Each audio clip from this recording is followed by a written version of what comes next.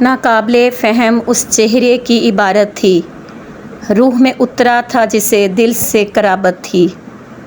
وفور شوق میں منزل چھوڑ کر کہاں جا پہنچے، قافلے والوں کو درپیش اب لا حاصل مسافرت تھی۔ خواب فروشوں نے خواب مفت بیچے ہیں گلی میں، جان تو سلامت رہی پر دل کی خونی تجارت تھی۔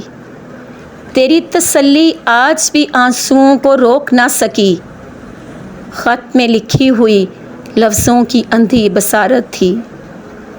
سنتے ہیں تیری محفل میں ان کا آنا جانا ہے، ہماری جنس سے تیرے نام پر کبھی رقابت تھی۔ بے وقت میرے گھر کے دروازے پر ہر شام تیرے نام کی دستکوں سے زندگی پر حرارت تھی۔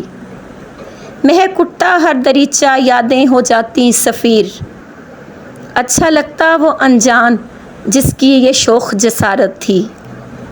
فصل یاد کاشت کرتے، آنسوؤں کا پانی دیتے، چھین لی حاکم نے وہ زمیں جو اپنی وراثت تھی۔